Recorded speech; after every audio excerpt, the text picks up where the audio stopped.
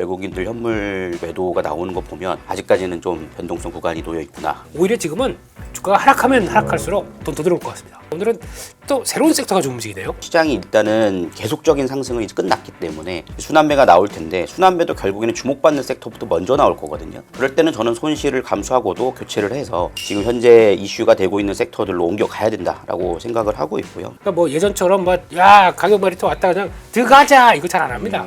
옛날에 저희 동학개미 운동 무슨 뭐 우리가 승리 이거 한번 했다가 전통당해가지고 별거 없습니다. 이제는 다 자기 살 길 찾는 과정인데 저 오히려 이게 나아요. 저점 확인하고 그다음에 다시 매수한다든가 별로 늦지 않거든요. 지금 뭐 지수 단이 상대적으로 코스피보다 낮다라고 해서 추격 매수가 들어가면 그거는 오히려 더 헤어나올 수 없는 하락을 맞을 수도 있기 때문에 코스닥이 물론 가기 위해서는 바이오가 받쳐줘야 되는 것은 분명할 거라고 생각을 해요. 그리고 차여지도 더 이상 이제 추가적으로 상승이 나와줘요. 오늘같이 좀 흐름이 나와줬는데 근데 지금 자리에서는 이제 또 가격 메리트 생기는 구간들이죠. 지금부터는 이제 투자 아이디어 좀 보강되면은 반전이 나올 수는 있겠다는 생각 드는데 그게 어디서 나올 것이냐 한쪽 들어봤을 때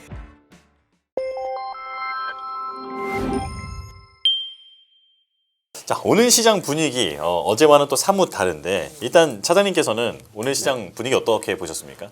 오늘 되게 조마조마하게 밤을 보냈었습니다. 그래서 미국 증시가 다행히 올라오면서 좀 긍정적으로 좀 바라봤고요. 뭐 특히나 이제 반도체 쪽이 미국이 좋으면서 오늘 우리나라 시장 출발은 상당히 좋았던 것 같습니다. 그래서 프리마켓에서 상당히 좀 하이닉스나 삼성전자 강하게 움직이면서 좋았던 흐름이었는데 물론 뭐 상승 마감을 하고 4천을 좀 지키는 모습이었지만 장중에 흔들리는 모습들을 보고 외국인들 현물 쪽 매도가 나오는 거 보면 아직까지는 좀 변동성 구간이 놓여 있구나라고 생각을 했고요. 사실 오늘 반등을 했으면 저는 오히려 상승이 크지 않을 거라 생각을 해요. 예. 당분간 좀 기간 조정이 있어야 될 거고 개인 투자자분들은 제가 아무래도 이제 지점 현장에 있다 보니까 전일 매도하시고 오늘 프리마켓 하신 분도 좀 안타까운 모습들도 좀 있었듯이 그런 과정들이 좀 있은 후에 시장이 좀 돌아서지 않을까 기대하고 있습니다. 그 현장에서 이제 고객들 이제 직접 만나보시면 네. 분위기가 어떤지 좀 궁금하거든요. 어저께는 전화가 불이 났습니다. 어떻게 해야 되냐. 그러니까 어떻게 하라고 하셨습니까? 기다려야죠. 이거는 기다려야 된다. 그러니까 특히 우상향에 대한 믿음이 있으셔서 그런 겁니까? 우상향이라기보다도 그러니까 제가 볼 때는 이제 그 불안해하시는 분들의 특징 중에 하나가 뭐냐면 최근에 오를 때 포모 현상으로 해서 추격 매수하신 분들이 굉장히 공포를 많이 느끼시거든요. 아무래도 평단가가 높으니까요. 근데 이제 어떻게 해야 돼? 손실 날 것 같아. 이런 우려를 하시는데 그때 뭐 사이드카 발동하고 이럴 때였죠.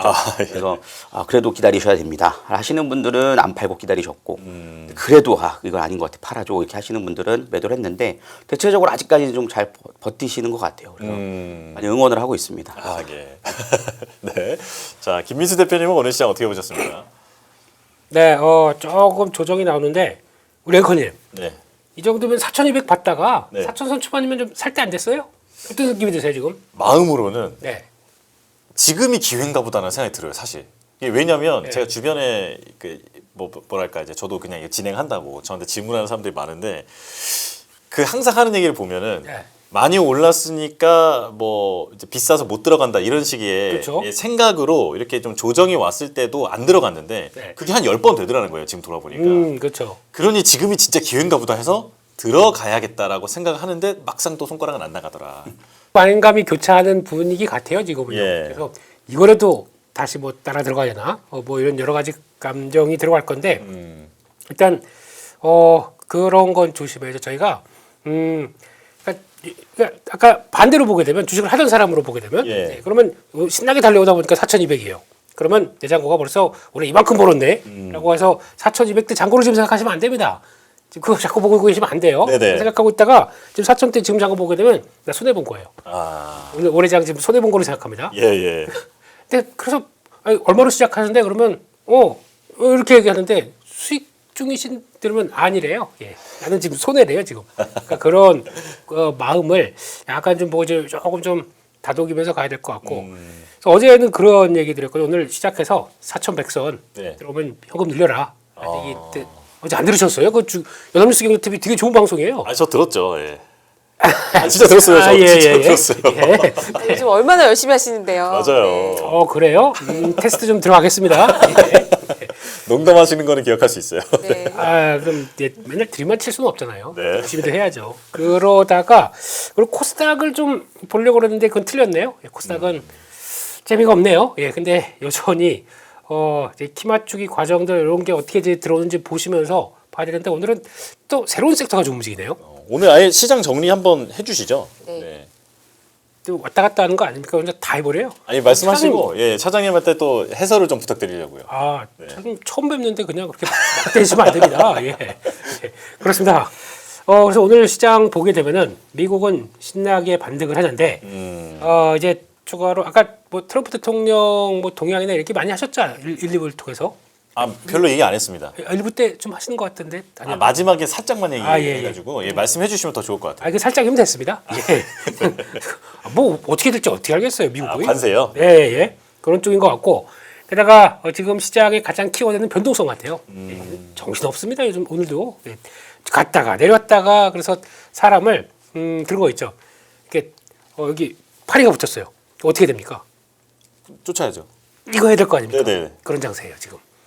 그런 뭐 그렇게 심각하게 받아들이세요? 아니요 지금 무슨 의미니까. 네. 네. 시장의 아니, 뭐 변동성이 이렇게 휘청휘청한다. 네. 팔이 좀 떨어져 이거. 아 네네네. 아 떨어져. 예. 그렇게 나가는 것 같아서 아 네. 예, 저 붙들고 거 붙들어야 되고 아. 예, 또 파리는 날려보내야 되고 뭐 어렵습니다. 이런 상황들인 것 같고 게다가 가상화폐 우리 지난주에 우리 위원님이 사는 거다. 예, 저점에 사는 거다. 예. 네. 그렇고 빠지고 있을 때 사는 거다라고 제가 얘기하긴 했죠. 네. 예. 근데 뭐 또 빠질 수 있습니다. 아 깜짝이야.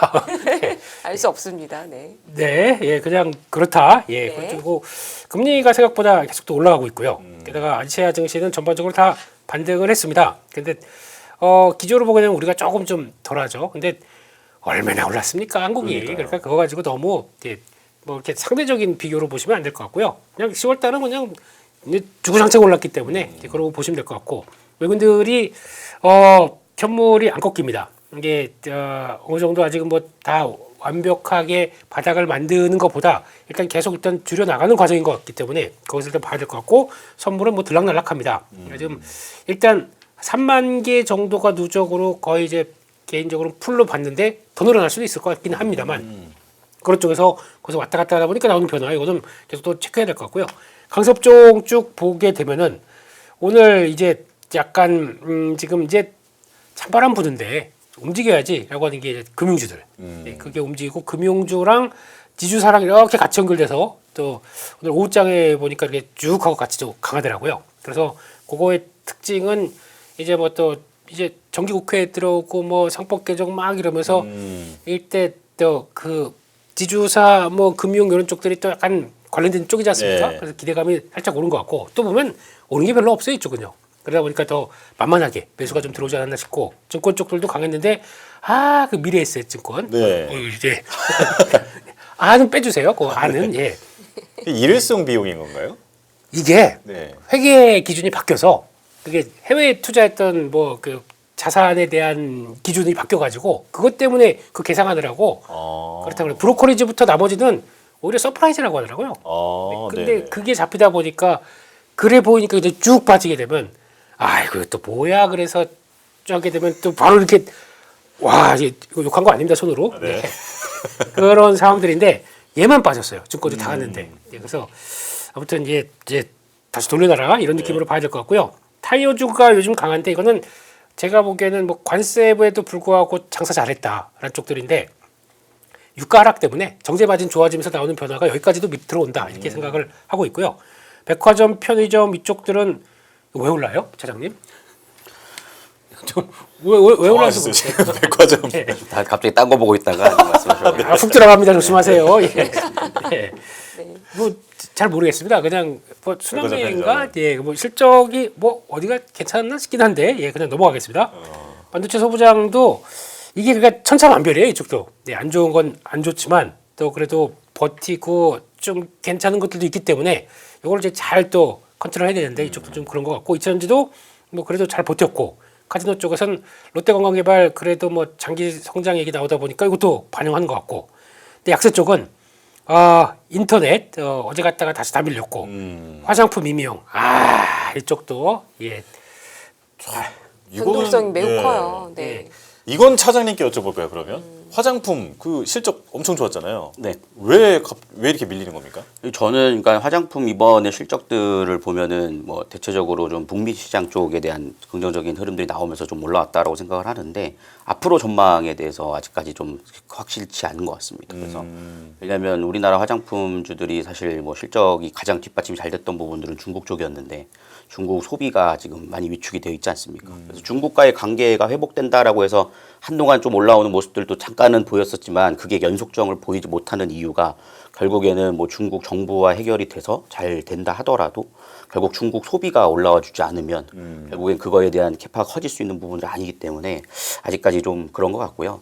그리고 아까 백화점은 제가 너무 당황해서 말씀을 드렸는데 백화점 일단 실적들이 좋습니다. 그리고 하반기 쇼핑 시즌에 대한 기대감도 있고 생각보다 우리나라 소비 쪽이 아직까지 백화점 실적이 살아나면서 특히나 해외 매출량도 좀 늘어나는 부분들이 좀 있고 면세점 쪽도 있다 보니까 그런 쪽에서 좀 차별화가 있는 게 아닐까 생각합니다. 예. 좋습니다. 자, 그럼 약세 업종에 남은 게 좀 있어요. 네. 조선 원자력 엔터. 이건 왜 약세였습니까? 근데 그 이번에 소비 쿠폰이 백화점 이런 데 못 쓰죠? 그렇죠. 네, 예. 백화점에서 뭐- 못 씁니다. 뭐 연매출 네. 30억 뭐 이렇게 있으니까. 예. 근데 소비 쿠폰으로 가장 많이 산 품목이 뭔지 아십니까? 왠지 뭘까요? 안경? 안경은 지난번 예전에 코로나 때 그랬고 그러니까요. 예. 이건 담배래요. 담배요? 예. 오. 담배 뭐 이제 편의점 쪽에서 그게 제 품목에 들어왔다 속 타는 거죠. 속 타는 거죠. 지금 많이 힘들어요. 예. 그런 그래서 많이 팔렸다. 굉장히 슬픈 스토리네요, 이건. 네. 그런 것 같습니다. 그리고 한때 잘 나갔다가 지금 이제 쭉 처지는 쪽들 이런 것들 보게 되면 조선 뭐 모멘텀이 없다 보니까 이제 쭉 꺾이면서 다시 좀 힘 빠지고 있고 원자력도 뭐 어제 나온 실적까지 버틸만 한데 좀 힘이 없고 예, 엔터주 뭐 이렇게 밀려요. 뭐 저 SM 실적이 약간 좀 미스나긴 했습니다.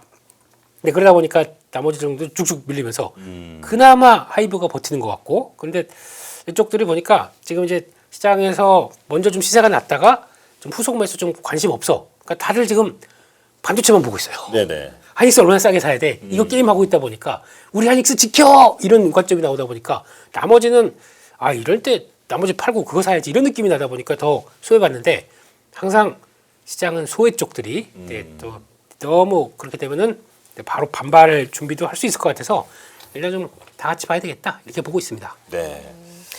지금 그 서영원 차장님께서는 말씀 주신 게 지금 어제 하락할 때는 고객님들께 기다리라고 말씀하셨다고 하셨는데요. 이렇게 화장품처럼 급락하는 섹터도 있고 또 조금 반등을 보여주는 섹터도 있으면 이럴 때가 조금 포트폴리오를 바꿔볼 수 있는 기회라고도 생각할 수 있을 것 같은데요. 이런 상황에서 증시 방향성 어떤 쪽으로 보면 더 좋을까요? 섹터에 대해서 좀 의견 주실 수 있으실까요? 뭐 지금 현재 상황에서 포트를 교체하는 건 사실 그러니까 좀 필요한 고객들도 있을 거고요. 네. 뭐 그렇지 않은 부분도 있을 것 같아요. 그래서 반도체나 우리가 지금 여기서 얘기가 나오는 섹터에 대한 부분들을 보유하신 분들은 저는 기다려야 된다라고 생각을 하고요. 다만 이제 완전히 소외된 섹터들도 분명히 있거든요. 그런 경우에는 물론 그것도 같이 떨어질 겁니다. 그렇지만 이게 지금 주목받지 못하는 섹터들은 시장이 일단은 계속적인 상승은 이제 끝났기 때문에 순환매가 나올 텐데 순환매도 결국에는 주목받는 섹터부터 먼저 나올 거거든요. 그럴 때는 저는 손실을 감수하고도 교체를 해서 지금 현재 이슈가 되고 있는 섹터들로 옮겨가야 된다라고 생각을 하고 있고요. 뭐 그런 점에서 반도체도 당연히 필요한 부분이라고 되고요. 뭐 조선하고 저는 뭐 원전 쪽도 지금은 이제 새로운 모멘텀이 안 나오다 보니까는 이제 좀 어떻게 보면 과거 안 좋았던 흐름 때처럼 무겁게 움직이는 부분들은 있지만 저는 이럴 때가 또 오히려 기회가 될 수 있다라고 생각을 하고 있는 상황이고요. 당분간 뭐 지수에 대한 방향성도 좀 말씀드리면 환율이 저는 좀 해결이 돼야 된다라고 생각을 하고 있어요. 네. 지금 환율이 너무 급격하게 상승을 하면서 장중에 1,450원까지도 좀 올랐다가 좀 흐름이 나와주는데 달러 인덱스도 100까지 찍지 않았습니까? 그런데 이게 이제 우리나라 자체적인 요인만은 있는 것 같지는 않습니다. 해외 외적 요인도 있는 것 같고요. 그러다 보니까는 그러한 부분들이 해결이 안 되면 당분간은 시장의 업종 순환매가 나올 거고 거기서는 업종이 좀 압축되면서 움직이는 모습들이기 때문에 포트 조정은 분명히 필요할 거다라고 생각하고 있습니다. 예. 이제 이런 가운데 고객 예탁금이 이제 86조 원이나 이제 대기하고 있다라고 하는데 이제 그렇다면 이렇게도 생각해 볼 수 있을 것 같아요. 그 외국인이 이게 계속 팔고 나갈 때 그때 이제 이 개인들이 몰려서 확 한번 올려 주는 것도 기대할 수 있는 거 아닌가 이런 생각도 할 수 있을 것 같거든요. 어떻게 네. 보십니까? 어제 같은 경우가 저는 하이닉스가 뭐 플러스 전환한 것도 뭐 그런 영향도 있다라고 생각을 해요. 네. 그래서 지금 예탁금이 계속 늘어나고 있거든요. 물론 예탁금 데이터가 좀 늦게 나오기 때문에 이번 어제 오늘이 어땠는지를 보면 이제 좀 더 알아볼 수 있겠습니다만 지금 예탁금이 그때 코로나 때가 이제 한 70조 후반이었던 걸로 기억을 하거든요. 고객 예탁금이 한창 많을 때. 근데 지금 그걸 넘어선 이제 86조까지도 늘어났단 말이죠. 결국에는 아까 김민수 대표님 말씀하셨지만 그 하이닉스가 언제 떨어지냐를 째려보고 있는 수급이 분명히 저는 있다라고 생각을 예. 하거든요. 뭐 현장에도 분명히 계세요. 언제 사야 돼? 뭐 오늘이야? 뭐 내일 안 떨어져? 이렇게 물어보시거든요. 그러니까 예. 너무 사실 제가 점쟁이가 아니지 않습니까? 오늘 사고 내일 안 떨어지겠어? 오르겠어? 이렇게 물어보시니까 그냥 나눠 사셔야 됩니다. 이렇게 얘기를 하거든요. 제가 어떻게 알겠습니까? 네. 그렇지만 그런 예탁금 분명히 있다라고 생각을 하고요. 그 예탁금이 들어오면 시장을 하방을 제한하는 부분들은 있을 거라 생각을 합니다. 그래서 이제 그 이상으로 상승시키는 거는 뭐 기관이나 외국인이 분명히 있어야 될 거라고 생각을 하고요. 그 모멘텀이 분명히 받쳐줘야 될 거고. 근데 예탁금이 이제 줄기 시작하면 저는 초점은 높여갈 것이다라는 점에서 예탁금과 최근에 신용은 또 떨어졌거든요. 신용잔고는 조금씩은 떨어졌거든요. 물론 그런가요? 많이 올라가 있긴 하지만 조금은 이제 감소하는 거 보면은 분명히 이제 어제 같은 경우도 이제 담보 부족이 처음에는 많이 나타났습니다. 장중에는. 그러다 좀 만회를 했지만 그런 계속적인 변동성이 좀 진폭이 큰 변동성은 좀 일어날 수 있다라고 생각하고 있지만 예탁금의 매수 유입은 있지 않을까라고 기대를 하고 있습니다. 제가 시작할 때 신용 비투는 늘어난 것 같다라고 말씀을 드렸던 게 기사에서 네. 저희가 공유하고 제작하면서 이제 이 방송 전에 찾아본 기사에서는 50대, 60대 비투가 늘었다. 이런 기사를 제가 본 거예요.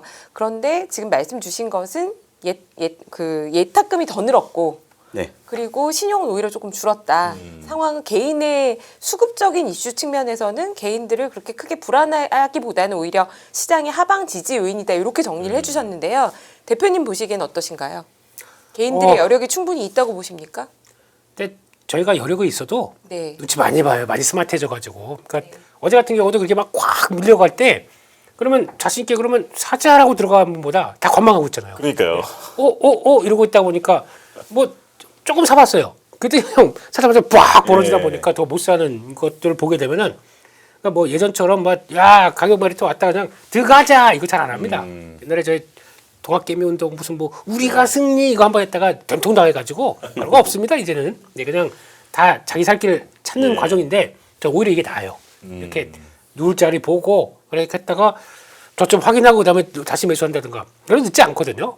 그렇죠. 약간 타이밍 늦어도 되는데 중요한 건 아까 얘기하셨듯이 신용이나 이런 거는 네 그냥 그냥 정도껏 하세요. 그러다가 오늘도 보니까 오늘 2시 조금 넘어가니까 반대매매 나오더라고요. 어제 거기서 그러니까 어제 그러니까 약간 풀베팅 한 거죠. 저 고점에서 막 올라가면서 풀베팅 들어갔다가 그거 어제 출렁이다 보니까 한번 그 마진 한번 찍었고 그러면서 돌아올 때 반대매매 나오더라고요. 그거 보니까 근데 이거 또 며칠 뒤에 또 기사가 나오겠죠. 네. 아니 4,200, 4,000선에서 반대매매 이런 식으로 나올 수도 있습니다. 근데 그게 그만큼 그냥 뭐 주가 오르니까 다 돈 벌 것 같죠? 한 번 미스만 하루만 미스 잘못 나도 추가로 메꿀 담보 메꿀 거 없으면은 나가야 되죠 어떡하겠어요. 그렇죠. 예. 그러니까 정말 조심하셔야 되는 것 같고요. 그쪽에서 일단 지금 예탁금은 일단 저희가 주가 쭉 올라가면서 팔아놓은 게 있어요.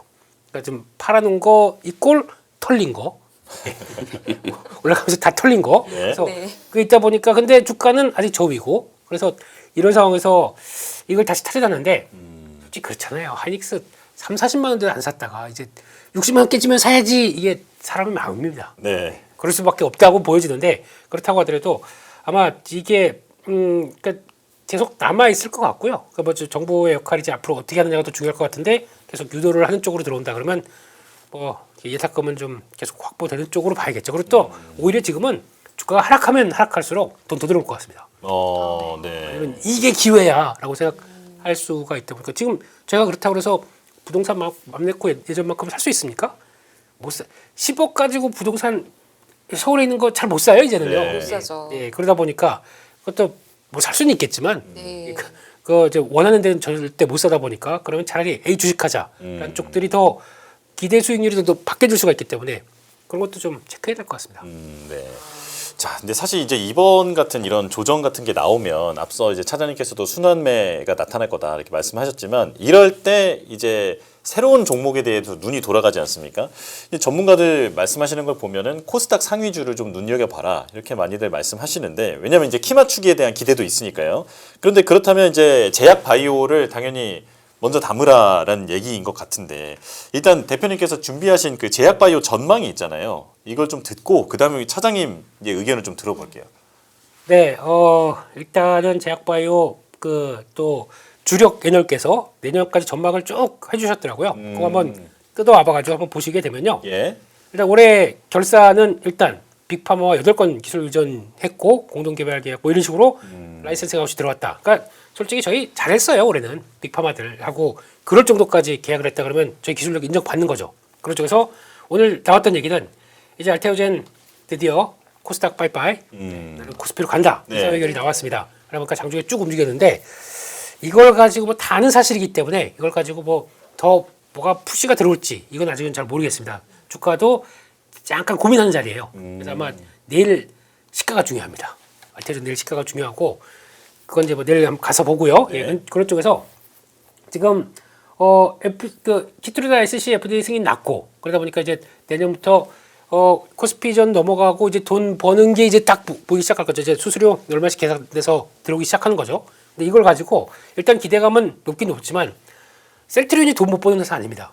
네. 근데 성장에 대해서 뭔가를 강하게 나오지 않다 보니까 정체가 돼 있어요. 그러니까 그럴 가능성도 염두를 하면서 근데 알테오젠이 꼭 그렇게 된다가 아니라 그러면 나머지 파이프라인 가지고도 뭔가 아니, 이게 다가 아니다. 뭐 산도수도 있다. 뭐 다른 쪽과도 계속 계약한다. 아래쪽으로 보여줘야 그다음에 우상향으로 계속 갈 수 있다는 것도 체크해야 될 것 같은데 네. 그게 하나의 요인으로 될 것 같고 그다음에 또 나머지 보게 되면 요즘 가장 많이 나오는 게 D&D 파마텍이죠. 네. 야, 그때 무상증자까지 했어요. 예, 이게 증자 기준일이 언제 혹시 아십니까? 모릅니다. 다음 주가 뭐 이번 11월 중순인 것 같은데 아무튼 네. 네. 빨리 챗GPT한테 여쭤봐 주세요. 네. 네. 그, 제작진 찾아줄 겁니다 지금. 네. 네. GPT 제작진께서, 네. 예. GPT급 제작진께서. 네. 네. 어쩐지 머리 반짝반짝 하시더라고요. 예. 그래서 예. 이게 메세라가 이제 약간 좀 싸우고 있죠. M&A 금액 막 올리면서 그러다 보니까 그렇게 되면은 D&D 파마텍 6종 중에서 그쪽 한 종이 들어간 게 있기 때문에 그에 따라서 또 기대감이 높다 아래쪽들을 보게 되면 일단 두 축은 그거 같아요.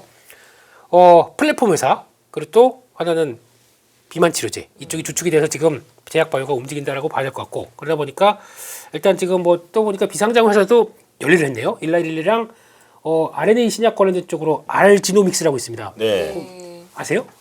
이름은 들어본 맞아요. 기억이 예. 있습니다. 예. 알지? 네. 예. 네. 딱 물어보네요. 네. 예. 네. 알지노믹스. 예. 그리고 또 베링거 인겔하임하고 또 비상장 회사인데 에임드 바이오 이 회사도 ADC 쪽으로 1조 4천억. 그러니까 즉 비상장도 열심히 해요. 그러면 이제 나중에 이것도 좀 분위기 좋다 그러면 당연히 또 쑥 들어오겠죠. IPO 하겠죠. 알겠죠. 근데 레퍼런스 있다 보니까 들어오게 되면 열광할 겁니다. 네, 그런 쪽에서 변화가 들어오는 것 같고 거기다가 또 지금 뭐 올릭스 리가캠의 이 요거에 비해서는 저평가된 가격으로 창작 예상된다라고 하면은 이것도 이제 앞으로 그러니까 뜨거운 또 섹터들이 종목들이 들어오다 보니까 분위기를 계속 업시키는 거죠. 근데 만약에 이런 것들 들어오게 되면 일단 기존에 잘 나갔던 것들이 일단 영향을 받습니다. 왜냐면 요거 좀 그러니까 이게 부각받는다 그러면 같은 이 액티브 쪽이라고 하더라도 요거 살짝 줄여서 글로 가겠죠. 그런 관점이 있다 보니까 요거 상장 뉴스는 좀 체크하셔야 될 것 같습니다. 그러면 그거 준비하려고 미리 정리하고 이렇게 넘어갈 수가 있다 보니까 그러면 워낙 뭐 올릭스나 뭐 리가캠 이런 거 좋아하시는 분이라면은 그때가 또 기회가 될 수 있겠죠. 그것도 한번 체크하셔야 될 것 같고. 그러니까 뭐 이건 다 아는 얘기, 알테오젠 이건 다 아는 거 얘기. 거기다 뭐 아스트라제네카 신규 계약 호재 쪽인 것 같고, 그런 것 같고 또 에비엘 바이오 얘기도 뭐 나오는데 이거는 뭐 제가 뭐 쭉 설명드리는 것보다 대충 뭐 저보다 다 전문가들이세요. 바이오 하시는 분들은. 네, 그렇기 때문에 아 그렇구나. 근데 요거 BBB 셔틀의 강자죠. 네, 그래서 그거 가지고 성과를 냈다 보니까 이게 항암제가 ABL 001, 003, 301인가 뭐 이런 것들까지 쭉 해서 성과 내고 있는 게 조만간 원래는 이게 ABL도 올해 하반기 때 뭐 하나가 나오는 줄 알았는데 지금 그냥 쑥 넘어가다 보니까 실망감은 있어도 제약 바이오 시즌이 돌아왔다라고 하다 보니까 강하게 들어오네요. 이때 만약에 혹시나 라이센싱 아웃으로 딱 들어왔다 그러면 일단 강하게 튑니다. 옛날같이 세로는 안 나올 것 같아 지금은. 일단 들어갈 것 같아요. 그래서 그거는 혹시나 한번 참고를 해주셨으면 좋겠고요. 네. 이제 올릭스 얘기 나오죠. 릴리와 한 건, 메쉬 쪽이죠. 메쉬 한 건, 황반변성. 황반변성. 와, 역시 역시 앵커님이십니다. 황반변성이라서 이 황반변성 읽으시면 됩니다. 아, 황반변성이 아니에요. 네. 황반변성. 네. 역시 좀 다르게 보여요 지금.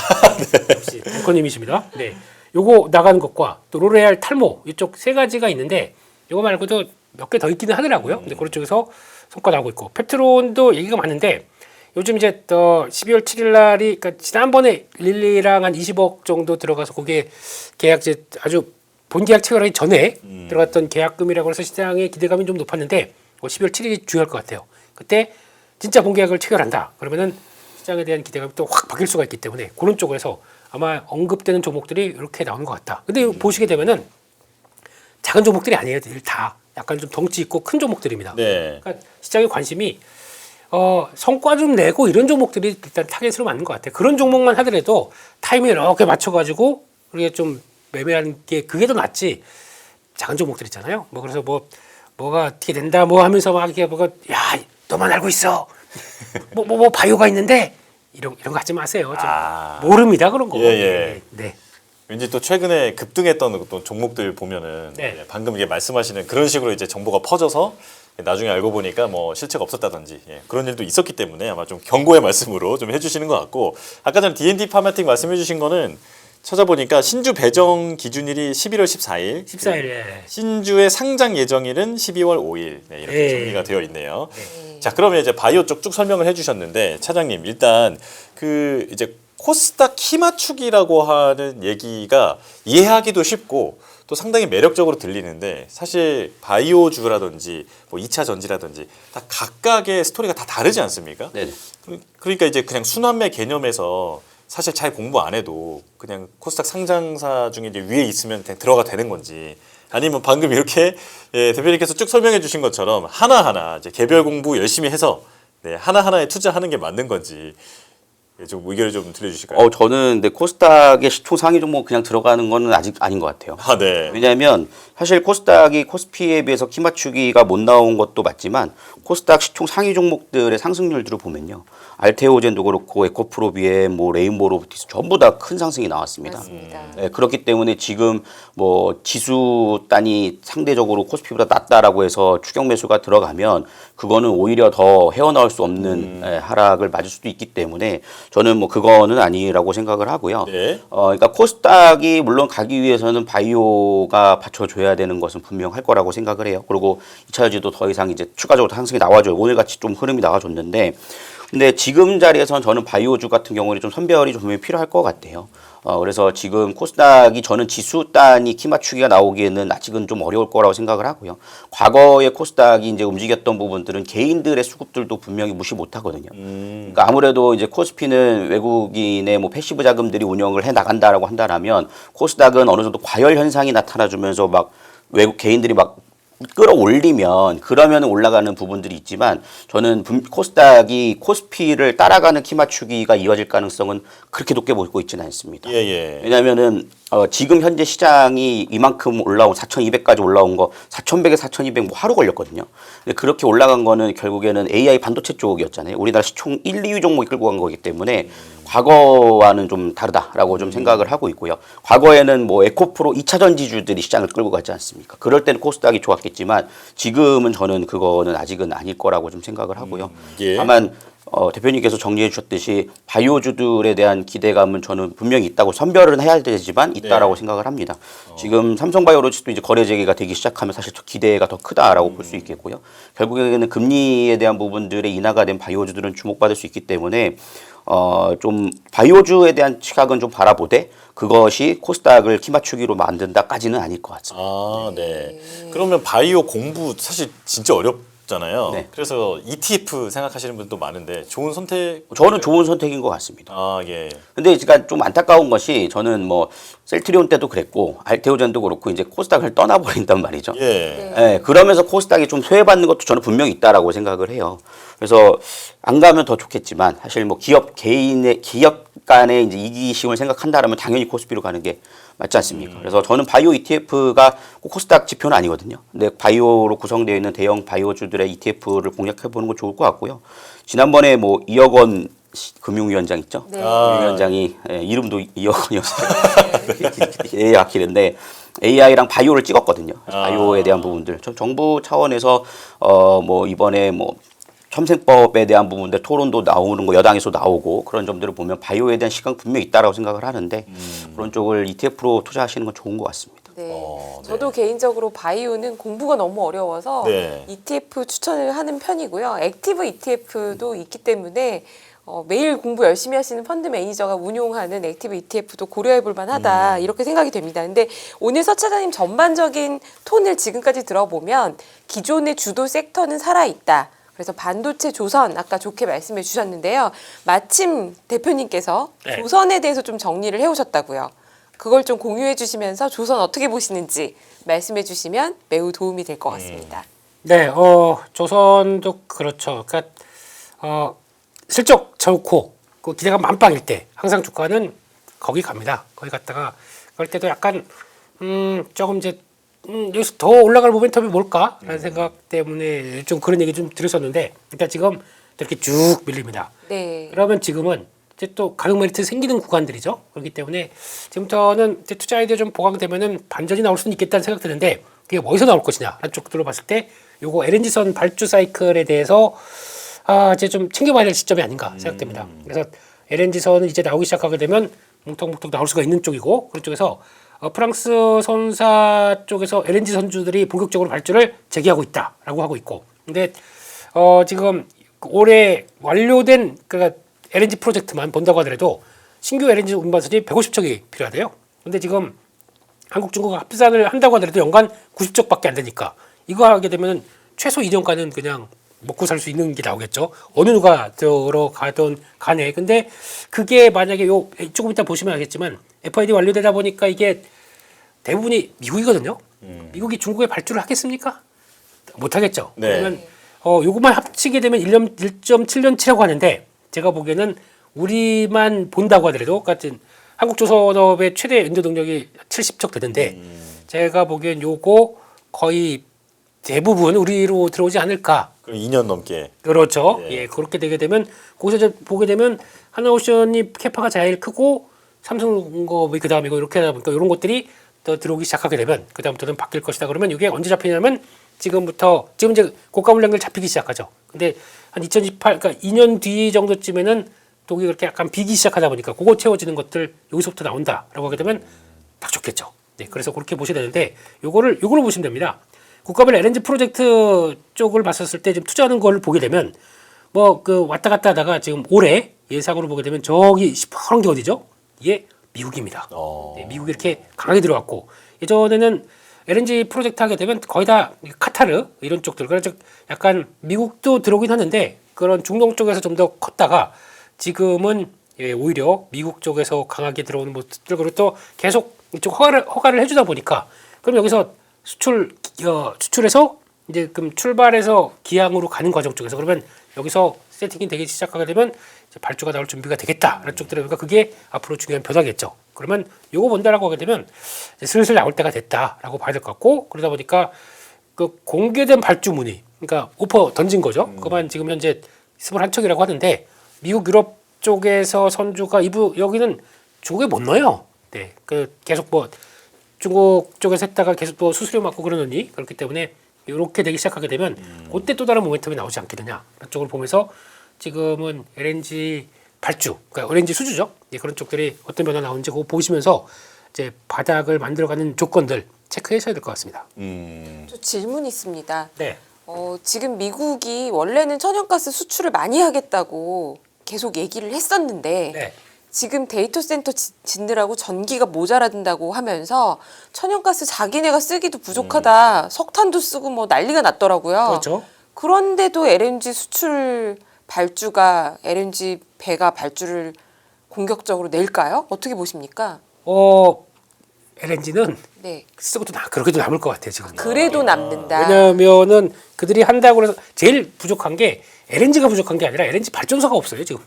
미국에는. 그래서 그것도 만약에 하고 그리고 또 이번에 일본이 얼마 사간다더라. 한국이 얼마 사간다더라. 맞아요. 다 장기 계약들 했지 않습니까? 그렇게 되면은 이제 자신 있다는 거죠. 이제 쭉 내보낼 자신이. 그러면 그거 그냥 뭐 가스관으로 태평양 타고 이렇게 옵니까? 그것도 아니잖아요. 그러면 운반할 수밖에 없다고 하게 되면 슬슬 차장님 말 좀 시켜주세요. 좀. 네. 수주 산업은 결국 수주가 예상보다 크게 나오거나 갑자기 서프라이즈하게 나오면 주가가 또 움직이는데 그런 기회가 살아있는 것 같다는 의견이신데요. 차장님 어떻게 보십니까? 저도 뭐 LNG 쪽은 여전히 뭐 열려 있다고 생각을 하고요. 이번에 수출 데이터에서 미국에서 발표된 거 보면 10월 수출량 LNG 수출량이 1,000만 톤을 돌파를 했습니다. 계속 늘어나고 있는 상황이거든요. 미국의 대표 기업 2개가 거의 70%를 수출을 다 하기 때문에 그만큼 뭐 미국에서 사용량도 늘어나지만 LNG에 대한 부분들은 결국 어떻게 팔아치울 수 있냐 정도 수준이어서 어떻게 보면은 실어 나를 수 있는 배만 확보된다라면 미국은 더 늘릴 거라 생각을 해요. 뭐 특히나 지금 뭐 러시아 이렇게 좀 막혀가는 상황에서는 당연히 좀 긍정적으로 볼 수 있기 때문에 조선과 이런 쪽에 대한 흐름들은 저는 뭐 여전히 긍정적으로 보고 있고요. 최근에 삼성중공업도 그 예비 작업 협약이라고 해가지고 그 수주에 대한 부분도 3천억 증서 더 높여서 발표를 하지 않았습니까? 그만큼 계속 나올 거라 생각합니다. 예. 그렇다면 이번엔 차장님께는 로봇주에 대해서 좀 여쭤보겠습니다. 투자자들이 최근에 로봇주 관심 정말 좋았는데 이 벌써 끝이야라는 얘기를 많이들 하시는 것 같거든요. 급락이 이제 나오고 쉽게 반등이 잘 안 나오다 보니까 이제 공포감도 커지는 것 같습니다. 로봇주 전망 어떻게 보십니까? 로봇주는 이제 결국에는 실적이 얼마나 나오느냐 예. 이게 좀 중요할 것 같아요. 항상 이제 이슈가 됐다가 꺼지고 이런 그런 모습들이지 그러니까요. 않습니까? 그래서 저는 그래서 로봇주도 선별이 좀 필요할 것 같아요. 제가 지금 보고 있는 쪽은 뭐 이게 저의 개인적인 시각이긴 하지만 저는 의료용 로봇 쪽을 좀 더 보고 있거든요. 이제 앞으로. 왜냐하면 아까도 말씀드렸지만 바이오 섹터에 대한 부분들 뭐 연말에 대한 기대감이 있을 거라 생각을 하는데 네. 거기에 더해서 이제 그 1월 달 되면 JP 모건 헬스케어 컨퍼런스가 준비가 되지 않습니까? 네네. 거기서 이제 의료용 로봇 섹터에 대한 부분들도 한 번 더 모멘텀을 받을 수 있다라고 좀 생각을 하고요. 다른 로봇주에 비해서 좀 아직까지는 좀 숨고르기가 이어지고 있다라고 생각을 해서 저는 로봇은 좀 차별화를 좀 해야 될 시기가 오지 않았나라고 좀 생각은 하고 있습니다. 그렇다면 휴머노이드 그리고 산업용 로봇 이렇게 크게 나눌 수 있을 텐데 어느 쪽이 더 그래도 주가적으로는 유리하다고 생각하세요? 뭐 둘 다 사실 제가 보고 있는 거에 맞지도 않는데. 그래요? 아까 이제 의료용 보신다고 했어요. 네네네. 뭐 산업용 쪽이 맞겠죠. 물론. 네, 휴머노이드는 저는 아직까지 뭐 글쎄요. 뭐 어떻게 생각하세요? 네? 질문이 휴머노이드. 대표님한테 넘어갔어요. 예. 근데 기대가 큰 건 휴머노이드인 것 같긴 한데. 고영이요? 고영사요? 종목으로 말씀드리지 않죠. 예. 네. 고영이 오늘 기관 순매수 1위였나요? 맞아요. 예, 맞아요. 네. 네. 외국인이 1위였다고 합니다. 외국인 네. 1위였나요? 네. 이름을 잘 지어서 그래요. 고영.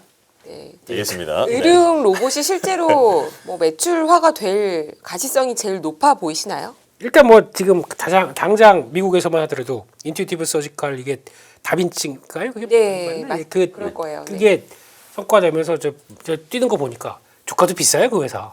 그런 상황에서 이제 특정한 분야 쪽에서 성과를 낸다라고 하게 되면 그게 더 약간 대응하기 좋겠죠. 그래도 오늘 같은 날도 보니까 AI 의료 이쪽들도 좀 들썩거려요. 이게 다 약간 말씀하셨듯이 차장님 말씀하셨듯이 내년 1월 가게 되면 CSL 이거 있잖아요. 거기 가면 다 이제 또 하나씩 뭐 로팔 이런 거 나오고 막 그러다 보니까 다 보여줄 거기 때문에 요즘 또 아주 전문적인 수술은 옛날 같은 경우는 수술을 시작하지 그러면은 메스 그러면서 이렇게 막 했지 않습니까? 요즘 안 그렇대요.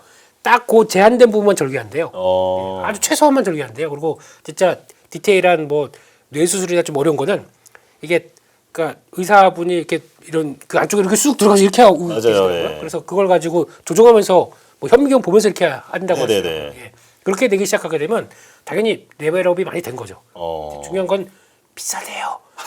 수술비가 무척 비싸대요. 엄청 비싸겠죠, 네. 사실. 근데 뭐 그래도 부작용 최소화 시켜서 뭐 한다고 하게 되면 기술의 발전이 거기서 나온다고 봐야겠죠. 그래서 이게 결국엔 또 뭐 AI랑 붙어서 그러면 결국에는 뭐 환부나 이런 걸 찾아가는 게 이제 AI가 이렇게 해서 이제 해주게 되면 더 효과가 높아지겠죠. 그러다 보니까 이쪽 되게 긍정적인 것 같습니다. 네. 근데 제가 두 분께 듣는 것은 뭔가 그 투자자들이 이렇게 좋아하는 그런 종목과는 약간 거리가 있는 느낌도 있어요. 그러니까 고영 뭐 이런 거 말씀드리는 게 아니라 그 이제 젠슨왕이 와서 선물을 막 던지고 갈 때 그 피지컬 AI 시대가 열린다 했을 때 보면은 대부분 기대를 좀 휴머노이드 쪽에서 했던 것 같거든요. 근데 이제 그쪽은 아직 뭐 실적이나 이런 거 나오려면 아주 요원한 일이라고 보시는 겁니까? 뭐 네, 아직까지는 뭐 좀 더 미래의 일이라고 생각을 하고 있고요. 예. 뭐 젠슨왕이 현대차를 부른 게 이제 보스턴 다이나믹을 통해서 이제 휴머노이드를 통해서 이제 AI를 심어서 앞으로 이제 비서 역할을 할 것이다라고 하는 건데 이 부분들이 상용화까지는 저는 아직 좀 멀었다라고 생각을 하고 있고요. 네. 결국에는 여기서 데이터 칩을 수요를 어쨌든 빨아줄 수 있기 때문에 엔비디아가 부르긴 했지만 저는 아직까지는 좀 그런 차별화가 좀 나눠질 거다라고 생각을 하고 있습니다. 알겠습니다. 자, 시간이 아주 애매하게 남았는데 대표님 화장품 아까 전에 예, 실적 잘 나왔는데 왜 밀렸느냐 이거 질문 APR, 드렸었거든요. 네. 예, APR 한번 화장품 섹터 전망 한번 해주실까요? 일단 지금 저희가 소비재는 약해요. 다시 한번 강조드리지만 이거 몇 번 얘기 드렸습니다. 소비재는 너무 관심 많이 가지시면 안 됩니다. 왜냐하면 지금 다 산업재와 AI 쪽을 이걸 보고 있는데 그 반대쪽에 있는 쪽들이 돈이 들어오겠냐고요. 기회만 되면 뭐 그런 모습들이 나오다 보니까 그나마 버티는 APR마저 오늘 이랬다는 얘기는 시장에서 의미하는 바가 좀 크구나라고 봐야 될 것 같습니다. 뭐 실적은 다 잘 나왔어요. 잘 나왔고 하나 요거 그러니까 작년 3분기 대비해서 올해 3분기까지 이게 매출 영업이익 뛴 게 매출이죠. 매출 뛴 게 얼마입니까? 2배 이상 떴는데도 인정을 안 해요. 예. 이게 좀 이상한 거 아니에요? 네, 근데 뭐 다 지금 미국 50%씩 뛰었고 뭐 지난 분기 아니면 작년 동기 대비해서 펄펄 날고 있고 아, 예. 뭐 일본도 뭐 펄펄 날고 있고 다 뭐 두세 배씩 올랐어요. 근데 기껏 찾는 게 중화권에서 빠졌는데 뭔 이게 말이 되는 소리예요 저게 이게? 이유예요 정말로? 주가가 많이 올랐다는 게 이유 아니겠습니까? 저희가 보통 성장하는 성장주에 대해서 밸류를 얼마큼 책정해 줄 것이냐라고 하게 되면 이 정도 미국과 일본 쪽에서 이렇게 성장하고 있다 그러면 그 인정해 줘야 되는 거 아닐까요? 근데 저는 솔직히 감동적이긴 했어요. 뭐 주가보다도 주식을 예. 생각하는 게 아니라 미국 시장에서 분기 1,500억 원의 매출액을 그렇죠. 일으키는 회사가 있다는 거는 정말 놀랍다. 이런 속도로 가게 되면은 미국 매출액만 연간 1조 원, 뭐 이런 날을 우리가 보게 되나? 라는 측면에서는 좀 감동적이었습니다. 그러니까 이제 이게 그런 건 있죠. 만약에 1,500억을 찍었는데 그럼 이렇게 팔고 있는데 그다음 뭐 다음 연도 가면 3,000억, 5,000억 이렇게 빠른 시일 안에 나올 수 있겠느냐라고 하는 뭔가의 의문감들이 그러니까 성장수가 이렇게 빠르다 보니까 그걸 자꾸 던지는 것 같아요. 그래서 이렇게 나온 것 같고 그러다 보니까 지금 최근에 나오는 수출 요거 보시게 되면 수출액을 보게 되면 일단 저희가 또 많이 체크하는 거 금액은 꽤 잘 나가는데 또 10월 달은 말씀드렸듯이 일별 수출로 보게 되면 좀 휴일이 있다 보니까 애매한 상황 쪽에서 요거 꺾이는 거 가지고 안 하려고 그래. 이런 것들 안 하려고 그래요. 그러다 보니까 이렇게 나오는데 중요한 거는 또 색조는 또 돌아가요. 그러다 보니까 그건 또 차이가 있네라고 하는데 그러면 이제 색조를 봐야 되나? 그런 거 없어요. 이제 무차별하게 그냥 일단 나왔어. 눈치 보고 있다가 다 던지는 모습들 이게 큰 것 같고 그다가 MSCI 오늘 편입이 됐는데 편입됨에도 불구하고 외국인들 매도 나오다 보니까 그냥 다 던진 모습들이죠. 그래서 이거는 그 마지막 남은 자존심인데 라는 생각 때문에 이거는 한번 또 의미 있는 자리 쪽에서는 좀 봐야 되지 않나라는 생각하고 있지만 하지만 소비재를 너무 지금 사랑하다가는 지금 시장에 역행하는 구조입니다. 또 달바글로벌 같은 경우도 뭐 그 쓰시죠 그 미스트 네, 저도 씁니다. 네, 쓰시죠. 그리고 또 여성분들이 보통 네. 겨울에 많이 쓰지 않나요? 제가 정말 화장품 새로운 거 잘 안 쓰는데 네. 달바 글로벌의 제품은 몇 분한테 제가 선물을 받아서 안 쓸 수 없는 거예요. 정말 이 정도로 많이 쓰는 화장품이구나라고 저까지 왔으면 사실 이미 다 쓴다라고도 볼 수 있습니다. 근데 그럼에도 불구하고 실적 비싸 이만큼 나다 보니까 이렇게 나오는 거는 IPO 엑시트도 좀 물량 나오고 있어요. 그러니까 그런 것들도 있다 보니까 이래저래 고생 중이다 이상입니다.